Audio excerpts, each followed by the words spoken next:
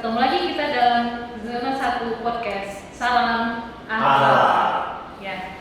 Perkenalkan, saya dibahas sebagai host sesi kali ini, dan di sebelah saya Paris Sutarlau, Engineer Surface Facility, OSF Zona 1 Pertamina Hulu Rokan. Dan saya Muhammad Fatih dari fungsi Operation and Surface Facility sebagai Engineer Surface Facility Zona 1 Pertamina Hulu Rokan. Oke, sebelumnya kita reminder dulu yuk kepanjangan dari akhlak. A itu amanah, K kompeten, H harmonis, L loyal, A adaptif, dan K kolaboratif. Nah, di sesi kali ini kita akan membicarakan tentang kolaboratif. Nah, menurut Bang Paris dan Mas Fatih nih, kolaboratif itu seperti apa ya?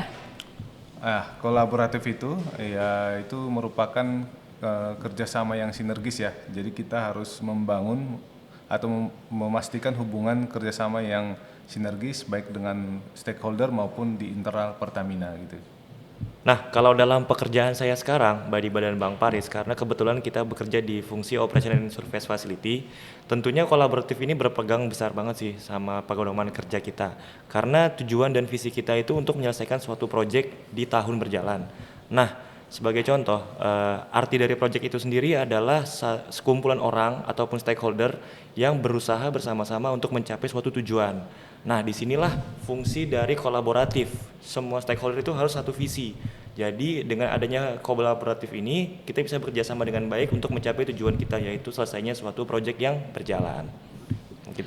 Oke, kalau saya ambil kata kuncinya ya dari Bang Paris tadi ada kerjasama yang sinergis. Nah, Mas Fatih juga jelasin tadi ada beberapa pihak yang terlibat dalam realisasi proyek. Nah, kira-kira nih Bang Paris, gimana sih caranya kita bisa mencapai sinergis itu sendiri dalam berkolaborasi pekerjaan? Ya, tentunya kita harus membangun kerjasama yang sinergis ya dengan sesama perwira Pertamina atau dengan sesama pekerja di dalam atau di luar fungsi. Kemudian kita juga membangun kerjasama dengan stakeholder Pertamina, misalnya dengan pemerintah maupun dengan masyarakat. Jadi kita bangun hubungan yang berkualitas untuk mencapai tujuan yang menguntungkan Pertamina dan juga menguntungkan pihak stakeholder seperti itu Mbak Diba. Tapi kita harus tetap mengedepankan sesuai dengan peraturan atau pedoman yang berlaku, misalnya dengan mitra kerja kita sesuai dengan perjanjian kerjasama, kemudian dengan pemerintah sesuai dengan peraturan pemerintah. Kemudian juga untuk internal Pertamina dan mitra kerja kita juga harus mendukung CLSR ya, Corporate Life Saving Rules. Okay. Jadi semua pekerjaan kita lakukan secara bersinergi dengan tetap mengacu ke aspek safety yaitu CLSR gitu.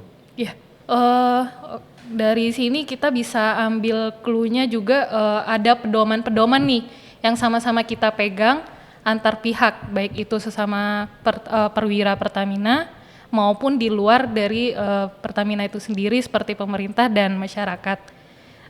Nah, Mas Fatih ada nggak sih contoh semacam kendala-kendala? Pasti nih kita melibatkan banyak pihak ya. Betul. Nah, itu apa aja bisa sebutkan nggak contoh kendala yang terjadi di lapangan dan solusinya seperti apa gitu? Oke, makasih Mbak Diba. Kalau dari saya ya, sebenarnya ini lumayan challenging ya Mbak untuk menyelesaikan suatu proyek karena kita perlu adanya kolaborasi dengan berbagai pihak. Sebagai contoh, ketika kita ingin menyelesaikan suatu proyek, yang pertama kita harus koordinasi dulu dengan tim dari field, mulai dari fungsi RAM, fungsi operasi, dan juga fungsi HSE. Dan dari situ bisa kita ambil poin untuk mengikuti guideline kita yaitu CLSR Mbak, yaitu Permit to Work. Dengan adanya Permit to Work, kita harus bisa membuat assessment dulu untuk resiko-resiko yang terjadi di lapangan, mulai dari SIKA, SIML, pengecekan SKCK para kontraktor yang sedang bekerja, sampai dengan munculnya JSA yang ditandatangani oleh para user dan juga oleh para pelaksana pekerjaan. Nah, sebagai contoh misalnya kita ingin mengerjakan suatu pembangunan tangki nih di suatu field Mbak. Jadi yang pertama kita lakukan tentunya kita koordinasi dulu dengan engineer di zona. Tidak lupa juga engineer di region dengan adanya RK ini. Lalu kita juga harus berkoordinasi dulu dengan tim di lapangan.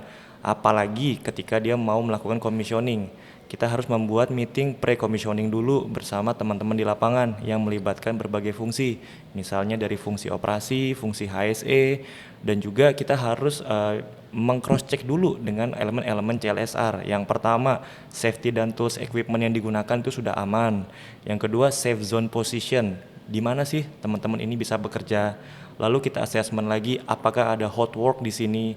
Jadi kita bisa tahu resiko-resiko dan juga kita harus mitigasi. Misalnya dengan membawa gas tester. Seperti itu sih Mbak, kalau dari fungsi saya yang jelas kolaborasi ini tujuannya untuk mencapai safety dalam suatu project. Oke.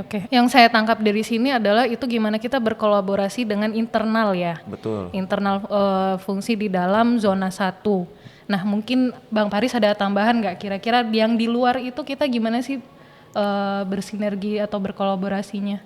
Contohnya seperti apa? Misalnya seperti ini ya, kolaborasi eksternal maksudnya ya. Jadi misalnya di pekerjaan yang saya awasi saat ini ada pembangunan pipa ya di Pertamina Jambi. Tentunya pipa yang saya awasi ini pekerjaannya itu melewati area pemerintah ya. Jadi ada area yang merupakan milik dari pemerintah di mana sebelum kita melakukan atau memulai pekerjaan itu kita harus berkoordinasi, berkolaborasi dengan pemerintah dalam hal perizinan maupun dalam hal sewa lahan. Kemudian juga kita juga berkolaborasi dengan masyarakat karena lahan-lahan yang dilewati oleh pekerjaan ini merupakan sebagian besar adalah lahan masyarakat. Jadi kita harus membangun kolaborasi, kita harus berdiskusi dengan pemerintah dan juga dengan masyarakat. Misalnya dengan masyarakat kita meskipun ada perbedaan tapi kita harus tetap semangat untuk menuju satu tujuan Pertamina yaitu One Pertamina. Dan untuk pemerintah kita wajib mematuhi aturan-aturan pemerintah, kita tetap berkolaborasi, kita survei ke lapangan, kita bayar kewajiban kita ke pemerintah seperti sewa lahan maupun membayar bank garansi seperti itu ya. Jadi kita tetap harus membangun komunikasi yang harmonis dan kolaboratif dengan pemerintah dan juga dengan masyarakat seperti itu Mbak Diba. Ya, menarik sekali ya teman-teman contoh yang diberikan dari Mas Fatih dan Bang Paris tadi. Gimana kita caranya berkolaboratif dengan berbagai pihak yang itu dengan menggunakan pedoman. Ada beberapa yang disebutkan tadi, corporate life saving rule, ada pedoman misalnya dari peraturan pemerintah, dan ada beberapa pedoman lain yang kita sama-sama dengan satu tujuan, yaitu merealisasikan. Salah satu contohnya itu adalah merealisasikan proyek yang ada di lapangan. Nah, saya minta closing statement dulu ya sebelum kita menutup sesi kali ini. Mungkin dari Bang Paris. Ya, untuk statement penutup dari saya terkait kolaboratif ini yaitu kerjasama yang sinergis. Jadi contoh perilakunya yaitu kita harus mencari solusi terbaik dalam menghadapi perbedaan yang terjadi. Kemudian juga kita harus bersinergi secara agresif untuk nilai-nilai tambah baik itu untuk Pertamina maupun untuk mitra kerja atau stakeholder yang lain seperti itu Mbak Diba.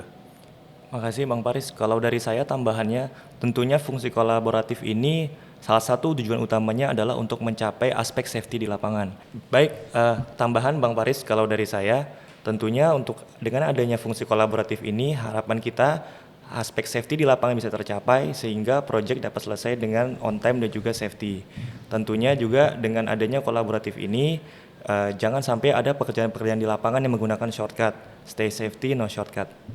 Oke, kita tepuk tangan dulu ya untuk penjelasan kali ini, luar biasa. Oke, terima kasih atas penjelasannya Bang Paris dan Mas Fatih. Sama-sama Mbak. Iya, sebelum kita tutup kita salam zona 1 dulu. Zona 1, safer, faster, better. Sampai jumpa di sesi selanjutnya. Dadah.